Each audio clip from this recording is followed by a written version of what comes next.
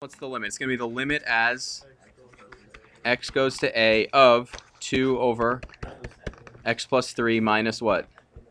F of a, right? So that's 2 over a plus 3 all over x minus a. There it is. That's great. Now you simplify this, and a will be in your final answer. You attack the numerator. What do you need on top? You need a common denominator. Yes, absolutely. So you end up with the limit as x goes to a of 2 times a plus 3 minus 2 times x plus 3 all over. Oh, sorry. No. Yeah, sorry. Over x plus 3 times a plus 3. And we're just going to bounce this up. It's x minus a. I'm just bouncing it up there. Am I allowed to do that? Yes, I am. Yes, I am. Thank you. I need agreement. My other class, my calc class in the morning, they're so quiet. I ask questions like that, and it's like chirp, chirp. What do I have to do now? What do I have to do now to the top? You have to distribute it out, right? Could I keep the 2 out there? I could keep the 2 out, right? So it could be 2 times a plus 3 minus x minus 3, right? What goes away? The 3. So on top, I'm just doing the top here. On top, you're left with 2 times what? A minus x. Exactly. Over the same thing. Is that okay if I write it like that for now? Is that almost what we want to cancel? Does this cancel with anything in the numerator, the denominator? No, it doesn't. It does not. You have to. What is it really close to being? Yeah. What you want to make it is negative 2 times. You just put a negative on the outside. That's the same thing. If I factor a negative out, I just factored a negative out. So you're left with the limit as x goes to a of negative 2 times x minus a all over x plus 3, a plus 3, x minus a, correct? So that's nice because now that goes away and you're left with the limit as x goes to a of negative 2 over x plus 3, a plus 3. What can you now plug in for x? You can plug in a. So it's negative 2 over a plus 3 squared. All done. Why is this really helpful? Why is something like this really helpful, this equation really helpful? Did we just find the slope of the tangent line at a specific value? No. We just found it for any value, right? So if you wanted the slope of the tangent line at 5, where do you plug it in? For 5 for a. If you wanted it at 7, where do you plug it in? Yes, absolutely. Okay, so the second part of this is find the slopes of the tangent line where the points where x equals. So what are you doing for part B? You're just plugging in those values. I'm not going to. You just plug in those values. Yes, you just plug those in. Okay, moving on to part 2 here. It says, find the slope of the tangent line to the curve, that cubic, at the point x equals a. So what are you doing here? Same exact thing, right? The limit as x goes to a of what? X cubed minus 4x plus 1 minus a cubed minus 4a plus 1 all over x minus a. So this is the fun one you were working on, right, Shock? Yeah, what'd you say? Yeah, is that the sad voice right there? So yeah, you break this apart and what do you end up with? You end up with this, the limit as x goes to a of x cubed. Well, what's your goal here? Can you plug in a right here? No, your goal is to factor the top, correct? Do you agree with that? Your goal is to factor the top. So your goal is for x minus a to be a factor of the numerator, right? If I divide 3 into 6, 3 is a factor of 6 because when I divide 3 into 6, what's my remainder? What's my remainder? 0. When I divide 3 into 6, the remainder is 0. That makes it a factor. We want x minus 1 to be a factor of the numerator. So when we divide it, we want the remainder to be 0. So when we do this, for example,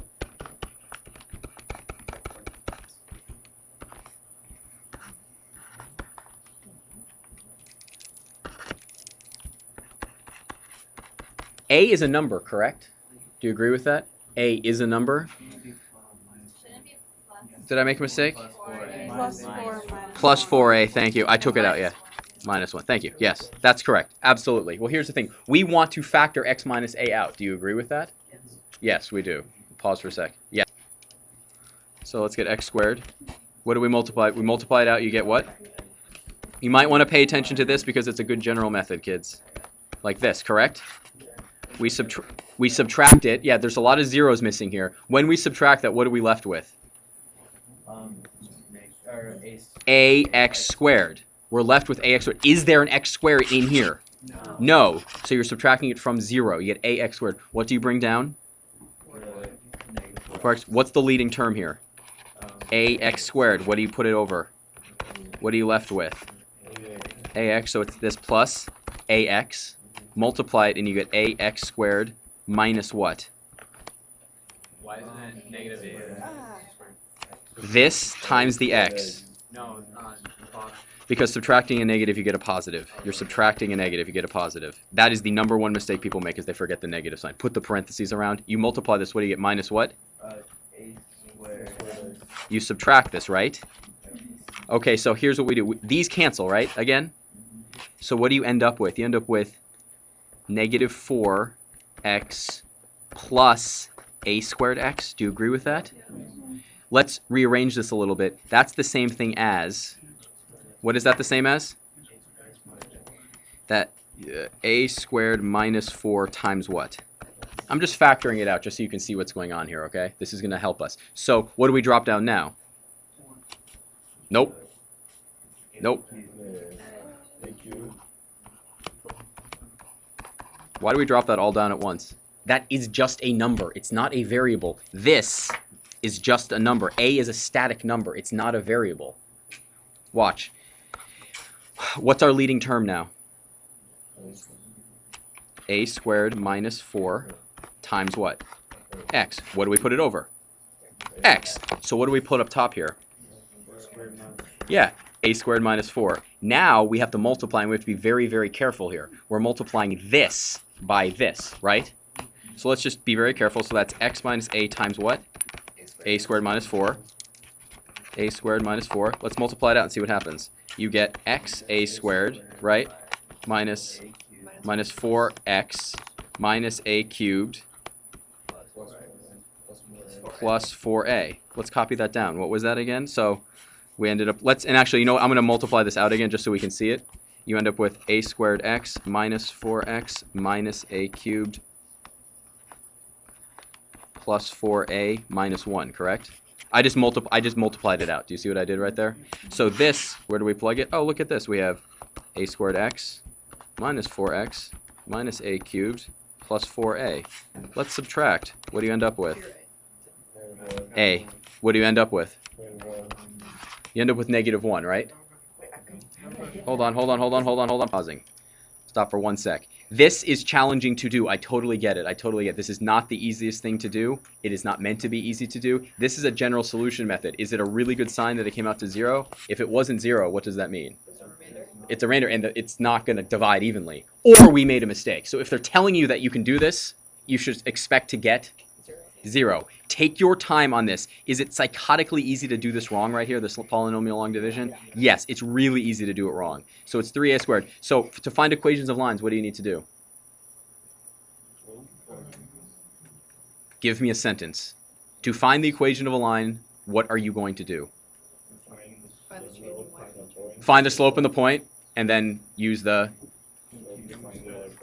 You don't need a second point slope form. Just use point slope form. That's it in this class, okay? Are you okay with doing these? Graph the curve in both tangent and the common screen? Yeah, you are. Okay, get out of here. Go to lunch. What's the limit? Go right over there. Do it. X goes to? Of what? Yep. All over x minus a. Correct. Correct. Very good. Okay, so what's the challenging part right now? Simplifying. Doing something with this so that you can actually cancel the x minus a, right? Not a crust fan? What? I wasn't sure what would annoy you less, me bringing lunch in or missing class for this. You understand me well. This annoys me less. Okay. Just ask if you can eat in class next time. You're totally fine. I was just like, God, I kind of want peanut butter now. Why? Oh. Yeah. Because I've got the hot air coming in, you know. So have you started playing around with this? Yeah. What should I do? Does anybody have a good idea about what I should try to do? Make a comment. You need a common denominator, right? So this is going to become the square root of a, right, minus the square root of x over the square root of xa over x minus a. Are we okay with that? Yeah. So let's just, I'm gonna write it as not a compound. You're not home free in the least, kids. You're not done in the least.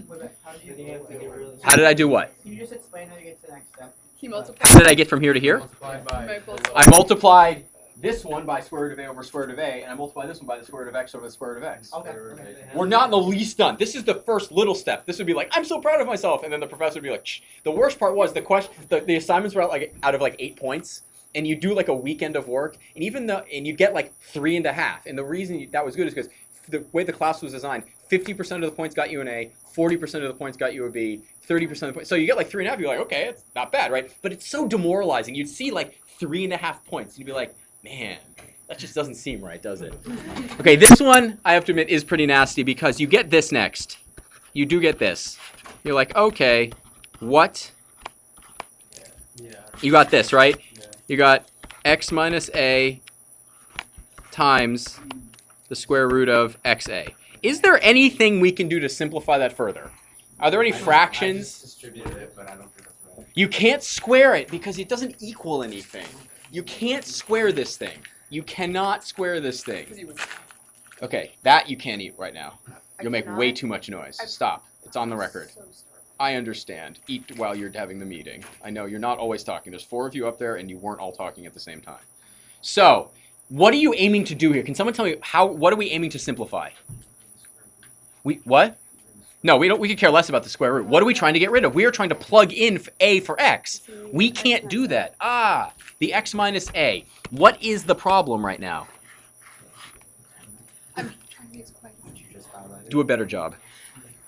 That is what we want to get rid of, right? Yeah. Right?